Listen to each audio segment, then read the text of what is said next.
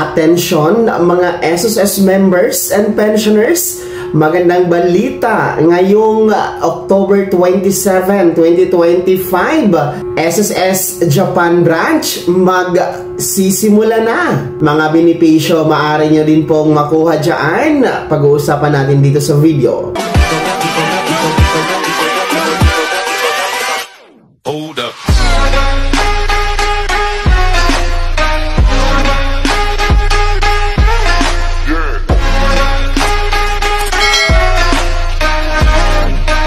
Hello mga ka-vlogs! Welcome dito sa aking YouTube channel. Magandang araw po sa lahat ng mga manonood.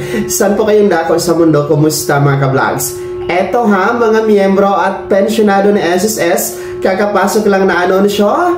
Magandang balita ito sapagkat simula ngayong October 27, 2025, ang SSS ay matatagpuan na po dyan sa bansang Japan. Ang buong detalye mamaya-maya pag-uusapan natin. Pero kung bago ka pa lang dito sa aking YouTube channel o di ka pa nakasubscribe, i-click nyo muna ang subscribe button na nasa baba. Huwag kalimutan na pindutin ang notification bell. Ilagay nyo po sa all para updated ka sa lahat ng mga videos na i-upload ko. So ito na nga po, no, makinig kayo mga miyembro at pensyonado ng SSS, lalong-lalo pa yung mga nasa bansang Japan, sapagkat inanunsyo po ng SSS sa pamamagitan ng kanilang official Facebook page na simula po ngayong October 27, 2025 ay magbubukas na po ang SSS branch dyan sa Japan. Kaya mga ka-vlogs natin dyan sa Japan, maaari nang makabisita, no, starting ngayong October 27, no, dyan sa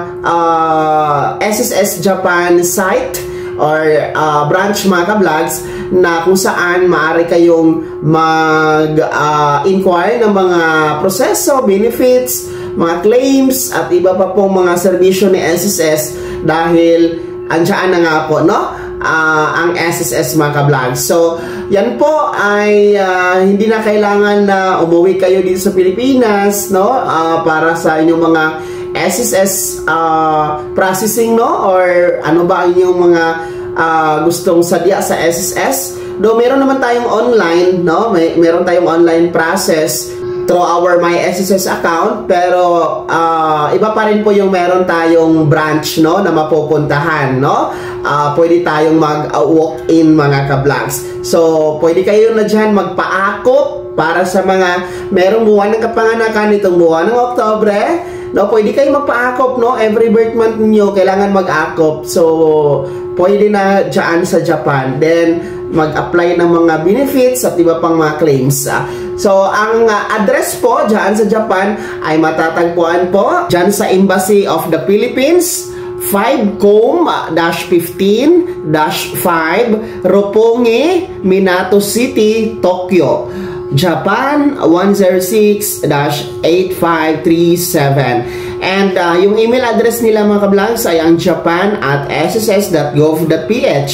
Then paalala po, ang pagbisita dyan ay by appointment ha.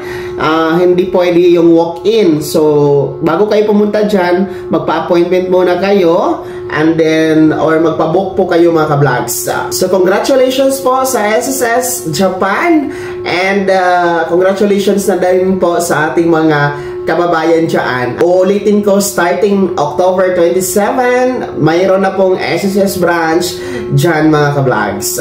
Kaya naman mga SSS members and pensioners, ano po yung komento at reaction sa balitang ito? Sino sa inyo dito ang mga taga or nasa Japan, no? Meron po ba? Pakikomento nga sa comment section na nasa baba para alam ko kung meron tayong mga viewers dyan, no? Shoutout na lang po sa inyo dyan. Pakikomento sa comment section na nasa baba, pakilakip ng mong pangalan at saang lugar kayo dyan sa Japan.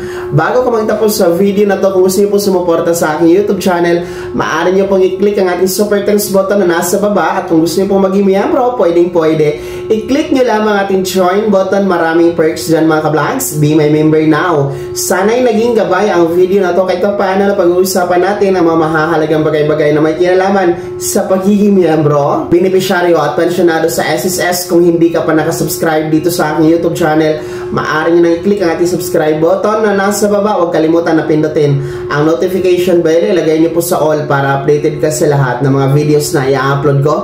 Maaari nyo ding i-like ang video na to, at kung meron ka pang mga tanungan, maaari nyo i-komento sa comment section na nasa baba. Paki-follow na din po ang aking official Facebook page na nasa screen nyo. Muli po, ako si Daniel Timpawa na nagsasabing dito sa aking YouTube channel, Pawang Katotohanan at lahat, totoo lamang.